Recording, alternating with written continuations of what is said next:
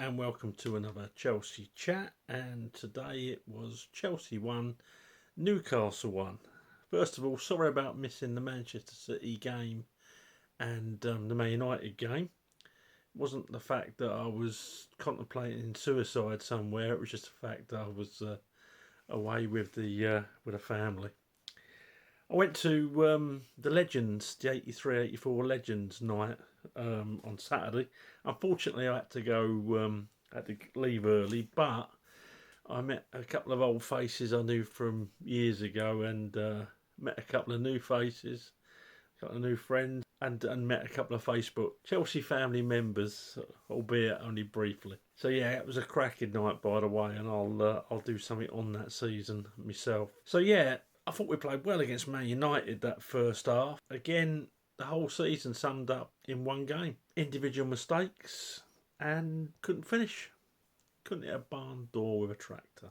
And that's been the story of our season, really, isn't it? That and what's coming out now that Frank's saying they're not fit. Professional footballers, not fit. Yeah, not fit and not fit for purpose, really. They've been shocking, one or two aside. And again today, I thought we played really, really well. I'll be honest, we didn't play like a super team or anything, but we played with a bit of cohesion. It's Frank must be gutted that it's taken him to the last game of his 10-game tenure to get him playing something like some decent football. Playing against Newcastle, who finished fourth in the end. Obviously, they didn't have much to play for. But that said, they still put a performance in. And most of our players not only matched their effort, but some surpassed it. And basically, I know they had their chances, hit the post and the crossbar and that. But we basically played off the pitch for most of that game. That's the way I saw it anyway. Don't know if you agree. Let me know in the comments. So we started off with Kepa in goal, Dave at right back. Great send-off for Dave. Well done, everyone in that ground today. He has been a great servant. It's a shame he gets a lot of disrespect on social media. We all know he's lost his legs and we all know he's too slow now, but some of the stuff goes way beyond that. I feel sorry for the people that come out with all the abuse. And I'm talking about actual abuse, not saying someone's sort of past it, but get out of our club and all that. I feel sorry for them. They must have such small brains that when they get an headache, and Anadin can't find it, brain dead. Inside him we had Chalobah, and inside him we had Silva. Lewis Hall at left back again as an orthodox left back, but boy, did that lad cover some ground. I didn't think he played well against City. I thought he played well against United, and I thought he played well again today. And I'll tell you what, if I ever see Cucurella in as a straight left back instead of Lewis Hall, I'll probably, in my mind, give whatever manager does that the same abuse as Frankie's got, as the club legends got from the supporters, the minority of supporters who, well, we all know how they support, don't we? Lewis Hall's been a revelation to me, really. I think he's going to be some player, I really do. In the middle, we had Enzo and Ruben Loftus-Cheek.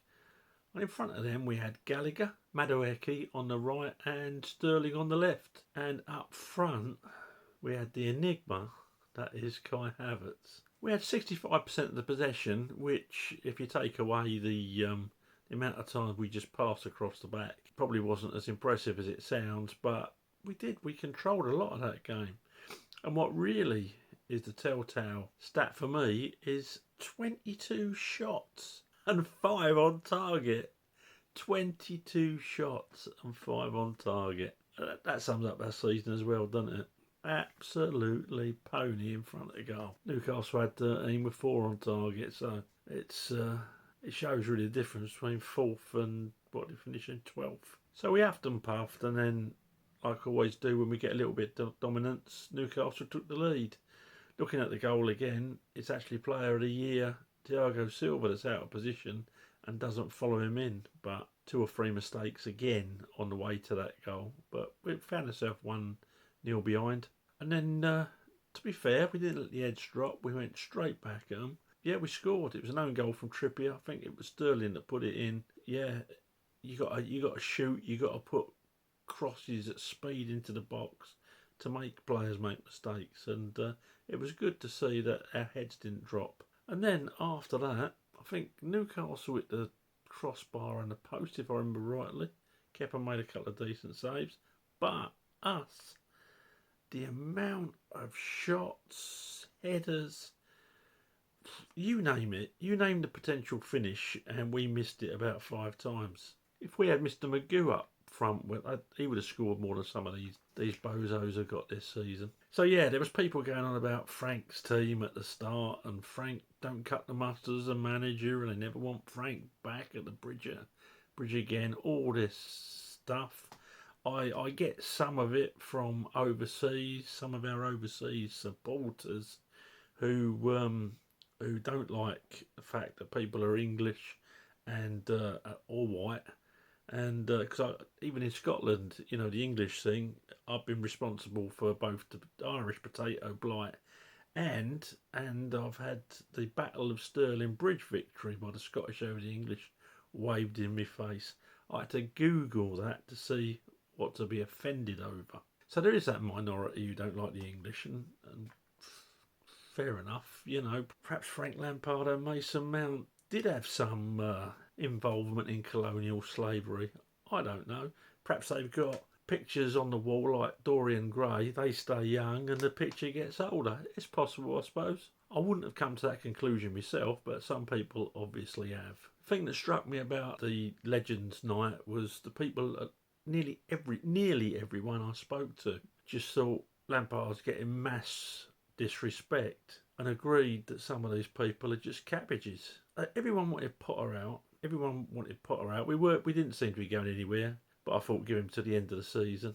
Bowley's obviously tried to do a PR stunt, and Frank loves the club that much. He's come in and done the job. And from what I hear on the grapevine, he's had to do a job where he's had to keep people in the shop window, and where he's had to try and keep some terribly unhappy players happy. I think in hindsight, he should have just picked the best team that he thought, played the youngsters.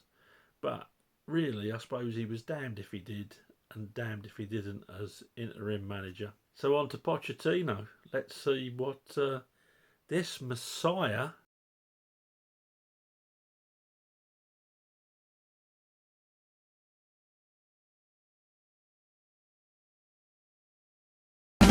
Come praise the Lord, for He is good.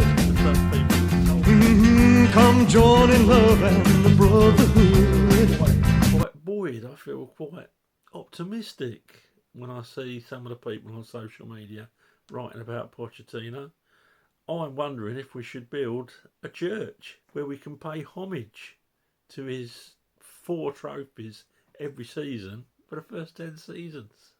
He is our new Alex Ferguson. Looking forward to it. Hope he does really, really well and gives us at least a bit of pride back. So Pulisic come on for Madueke and came on the 88th minute, but he still had a chance to miss a virtual sitter, hitting it straight at the goalkeeper from about, 6-7 yards when it looked easier to score. So Captain America, off he goes, I expect. Oh, by the way, how was that not a handball? In the 78th minute, that Botman handball.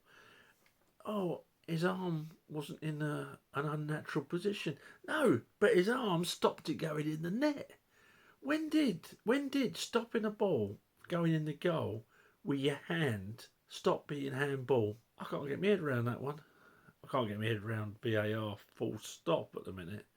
The United game, that goal, the offside goal that they looked at, Casemiro, they seem to draw a line where they want to.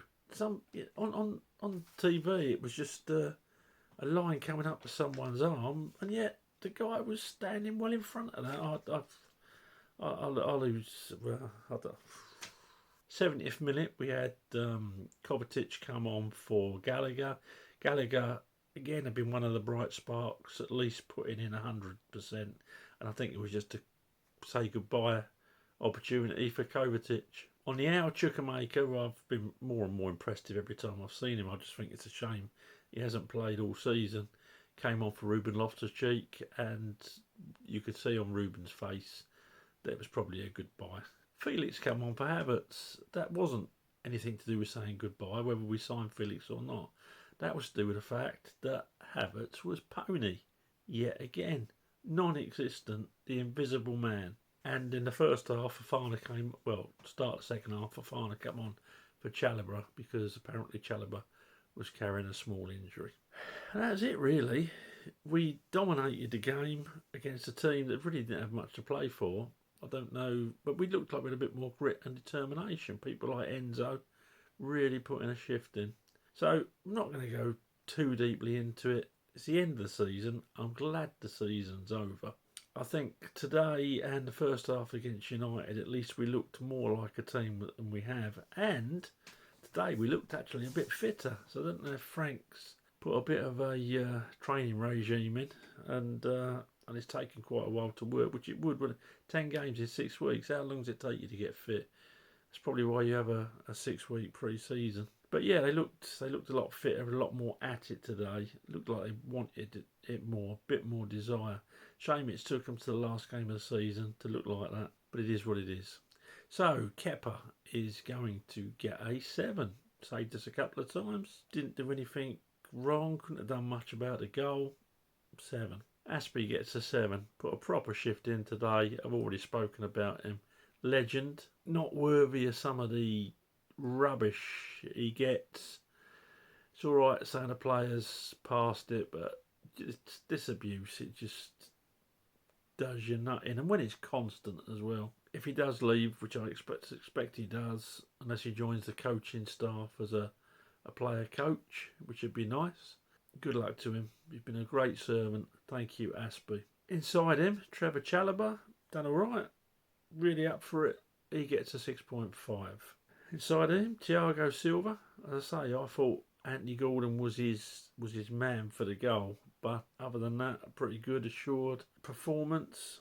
Gets a 7. And Lewis Hall gets a 7.5 from me. I thought the lad done really well. Well, apart from one lousy shot, I don't think goal scoring is his forte, but he whipped some lovely crosses in, done some good defending, a couple of little mistakes in there that I'd expect from an 18-year-old, but on the whole, what a player he looked. In the middle, Enzo is actually my man of the match. I thought he bossed it. I looked at the midfields and I looked at the two teams. I was a little bit worried, but he bossed it. He is a proper quality player. Passion. Gives 100%, great range of passing. He is my Chelsea man of the match with an 8. Next to him, Ruben Loftus-Cheek gets a 7. That was his last performance. It was a decent one. In front of them, Conor Gallagher gets a 7.5. Good shift, good shift. Sterling, by the way, he's played for Chelsea this season. That was a decent performance, 6.5. Madueke gets a 7, always positive. I'll tell you what, if he can sort his finishing out, there's some player there. There really is. Up front, Havertz gets a 2. About as much use as ballet shoes are for climbing a mountain. Absolutely pants. If he does go, thanks for that goal in the European Cup final. And thanks for that goal in the European Cup final. So the players all come out and clapped, and Mason Mount looked like it. It looked really emotional. It looked like it was a good buy. I hope I'm wrong, but do you know what? With some of the supporters that have abused him over the last few seasons, even when he's won Player of the Year, I hope he does go for his sake, because he seems a really good guy. He seems a proper clubman, and no doubt he'll be back to haunt us, because he is. And no doubt he'll be back to haunt us, because he is, in my humble opinion, and it's just an opinion, a quality player. A quality player and an academy graduate who should have got a lot more respect than he's got. He hasn't played well this season, but he has apparently been carrying this pelvic injury, and the gatekeepers of all knowledge just wrote him off and wanted him sold. So you've got your wishes. You've got your wishes. So that's it. I will do a season review, not at this time though, on Bowley and everyone. But that's me for today. I'd like to thank everyone who's watched this season. I'd like to thank everyone that's subscribed this season. I'd like to thank everyone that's thrown the video a like. And I wonder if you'd do me one favour and do those things for the last time of this season. It's been a pleasure interacting with everyone I've interacted with, and yeah, thanks for supporting the channel. And to 99.9% of you out there, thanks for supporting the team we all love. The other 1%, it's got to be one of them, isn't it? Up to Chelsea.